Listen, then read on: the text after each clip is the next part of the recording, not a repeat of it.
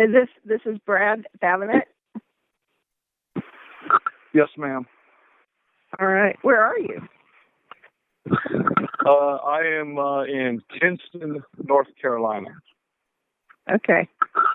Is that close to where the task force is?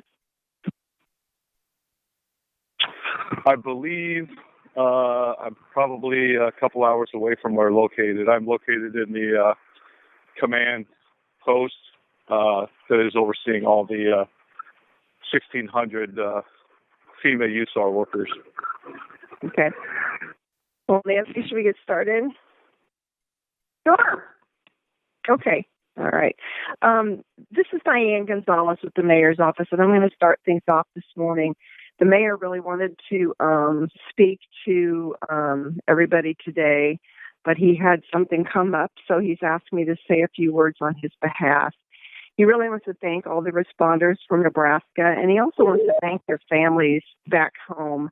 He understands this can be tough for spouses and kids and other family as they adjust their schedules, and they're missing you and worried about you. So we just want to thank not just the responders, but also your families. He wanted you to know that we're all very proud of the work you're doing. We're following you on the different media, looking at the photos on Twitter. The mayor's really proud of how you are representing Lincoln and Nebraska. And finally, he wanted to express the hope for your continued safety. From the pictures, it looks like you guys are in some very dangerous situations. We know that's what you train for constantly, and so we're looking forward to your safe return. And with that, I will turn things over to Brad. Well, first, Diana, thank you for that, and please thank Mr. Mayor Whitler, for those kind words. And I do check in with the task force a couple times a day. Talk with Chief O'Neill, the task force leader, to try to get a pulse check on how everything is they're doing, what their needs and wants may be, and I will definitely pass along those kind words to him as well, so that he could pass along to the team at their next briefing. So, with that, I can kind of give you an update of the task force and this event overall, if you will. It's, should I say, growing as we speak, even though we're getting close to almost a week into this incident. But if you can imagine the amount of epic rain that took place here, and their biggest fear is as the hurricane moved inland, it dumped torrential rains everywhere, and now all those rains have to make it like a giant bubble towards the ocean. So specifically to Nebraska Task Force 1, they were kind of in an area that is known, has a couple of rivers by it. Those rivers are known have cresting cuts with the information they have, and they will exceed those crests within the next 24 to 48 hours. So as roads become washed out or inundated with water and stuff like that, I know yesterday they spent some time assisting people in evacuating a skilled care or a nursing home. I believe Chief O'Neill told me, I saw in his report, 124 people were removed and evacuated to higher ground out of that by the task force. And they made some additional contacts with people in the area. They have one person, if you will, staged at the Fayetteville Emergency Operations Center, which is about an hour or so away. That is the center that dispatches all of the calls within the Hope Mills area that they are. And so as calls come in for service that the locals are unable to handle as they're becoming, if you can imagine, overwhelmed, they will automatically, almost just like the fire department or medical in the city, they will dispatch Nebraska Task Force 1, even an Alpha or a Bravo team, to respond to that incident. So they are plugged in as one of the first responders in initial attack mode. And then because of some of the special equipment we have, they're able to do a lot of the heavier lift of evacuating, neighborhoods or bigger areas and stuff like that. So I believe this morning they are engaged. I know I talked to Chief O'Neill sometime in the middle of the night, and they were moving around because there was an area that was getting a large quantity of water. So if he or they are unable to get on this morning, I think they are actively operational as we speak.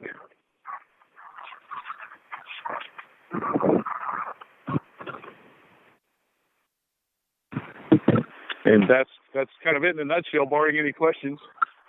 Chief, Dale Johnson at KFOR Radio. Good to hear from you. Can you be a little more specific about where Chief Bonine was and where he may be heading as we speak? They are still assigned to that Hope Mills, North Carolina area. They operationally have not moved. That is kind of their base. They have 32 FEMA USAR teams in the region here, covering 3 states: North Carolina, South Carolina, and Virginia. It was kind of assigned them all to a specific operating area within a county. So for now, they are kind of embedded in that community because that's an area of high probability as this bubble of water makes it to the coast. But they will remain there at least for the next few days. Chief, I know you mentioned the task force evacuated an assisted living facility there. Have they done any residential rescues so far, or at least is that what they'll probably be working on today? I know yesterday they were dispatched to a couple areas that people were trapped. They were able to have communications with some of their family members, but were unable to get out due to the water. I know the task force, either Alpha or Bravo, went into some of those as they come in. I do not know the exact number of contacts they were making or how many dispatches that were coming out, but I do know that they were headed down and some of it is a rural community. They may go out in a rural area that just like we in Nebraska, may have a driveway that's some considerable distance, and now you have washouts or water going over, and some folks just need to get out because they have no means to cross that water. So, barring giving you a number figure, I do know they're engaged in people that call in say, I'm just trapped here and need out. And they just keep going, basically leapfrogging one call to another, just assisting those as they are dispatched out of the emergency operations center. So have they rescued some folks so far? I know that you sort of know of for sure, or just making contact? You know if they've actually kind of pulled some people out of some flooded homes and rescued them? Right. There's kind of a twist on nomenclature. If we pull somebody that's out of their flooded home and stuff, we call that an evacuee. They're evacuating even though they might be trapped with water all around them. Somebody that is classified as a rescue, if you will, is somebody that is floating down in the water that actively has to be made contact with right away. So kind of a different nomenclature for reporting standards. So I would classify they were doing a lot of movement of evacuees, even though those people were maybe trapped on an island with no way to get off of there with water all around them. Chief, where are you right now? I am located in Kinston, North Carolina. I'm sorry? It's Kinston, Kinston, North Carolina. And that's where the North Regional Command Center is for, or the North Carolina's Eastern Command is located with the USAR command posts that are facilitating out of this area all of the 3 states FEMA USAR task forces. And I believe I'm located, 2 hours maybe from where the task force has their base of operations in Hope Mills. Chief, this is Sydney Gray from KMTV. Could you repeat where that task force is? They're in Hope Mills, 2 words, North Carolina. Thank you. Hi, Chief. This is William Padmore from KLIN. We joined a little bit late. Could you just very briefly go over the rescue of the elderly people in the assisted living home again, just very briefly? Right. They assisted down in the Hope Mills community in Nebraska. That's what one did with the evacuation of approximately 124 individuals in the nursing or skilled care facility in that area. So just due to the skill set the task force brings, the equipment we bring, and then obviously the number of personnel, we were able to quickly expedite that evacuation a bit quicker than potentially the locals, which you can imagine are getting overrun with calls for service.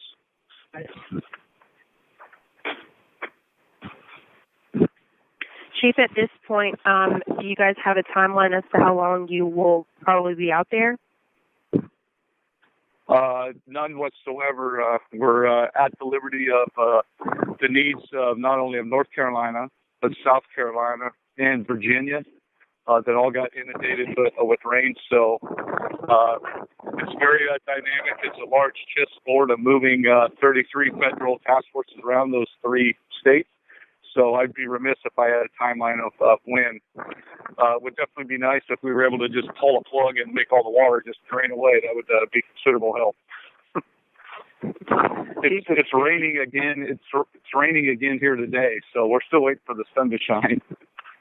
Chief, could you visually describe for us what you see that we don't see, and that is level of water, duration of water, the volume of water, those sorts of things, and give us a sense of what you're facing?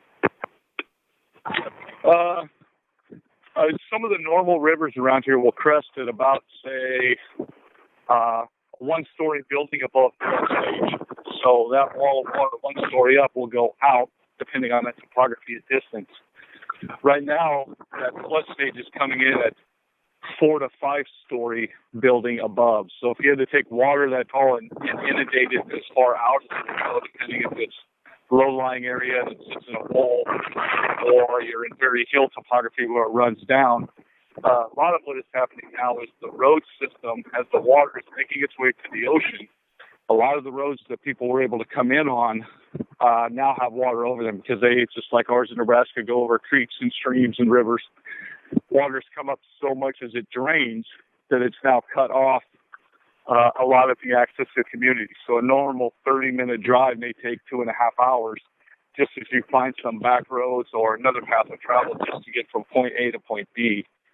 So a lot of helicopter operations are going along or happening to move people from where they might be to a higher, what we call lily pads, or a collection point where we can get high water vehicles in, or rotary wing from the National Guard. And I understand, I think Nebraska's National Guard, I saw them on one of my call sheets, as well as others are then evacuating them to a more permanent shelter. So a lot of spottiness, but a level of water that everybody that is around here with more years of experience are couching as just like Houston in a more rural area with Hurricane Harvey, or Katrina and Rita with the amount of water that is now one flowing bubble through all these states to the coast.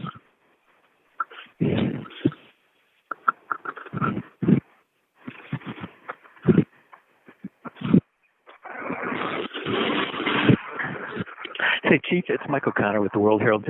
Just to clarify, so it'd certainly be fair to say that the task force is, yesterday and today basically continuing to evacuate people from flooded homes and so forth. Is that fair to say they're basically doing evacuation work today? That's what they're working on?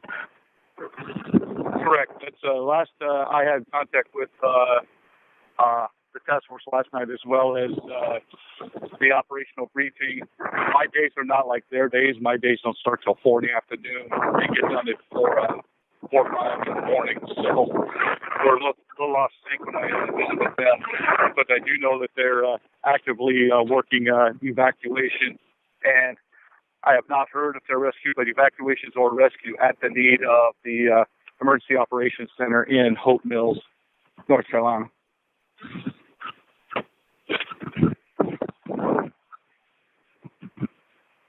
Chief, you said that they end their days at 4 or 5 in the morning. Can you give us an idea of when they start? How long a day are they having? That's my day, so I'm off sync with them. They usually are starting theirs with a normal 0700 7 o'clock in the morning briefing operational, and they will go till nighttime operational, and then they sit in a ready state for basically life safety and rescue mode through the nighttime hours. As you can imagine, it's very brings another level of danger to operating and moving water in the dark, especially in the rural area where a lot of the power and there is no street lights. So they kind of work the daylight hours as much as they can, and then they have their squads, their Alpha and Bravo and stuff set out to be on call through the nighttime hours or the dark time for life safety and imminent rescue. And that will be they will be notified of that through that Emergency Operations Center. Hey, Brad, this is Chief Despain. Hey, is there any logic in trying to change this call in since we're kind of at your midnight and this may be a little problematic after a couple of days if you're trying to coordinate there? Do you want us to try and look at a different time to set this up moving forward? I like the advice, Chief, and I appreciate the thought. I try to get a couple of the task force members when I talk to them, depending on what they were doing to do it. I'm usually up this time anyway, trying to get ready for my shift and coincide. So I can stand. I'll leave it like this unless it sounds like I'm getting way groggy and out of it, if you will. But if I can get some Roger, maybe some of the folks, depending on what they're doing or how actively engaged they are, might be better in their morning versus their afternoon. Okay, so we'll keep it as is for now unless that becomes problematic. And then also we'll just need an idea if we're going to have to do a crew rotation at some point in time if you think we're going to string it out another week. So just keep that in mind and let us know with a little bit of advance notice to figure out what we're going to do. Understood, and thanks for the support.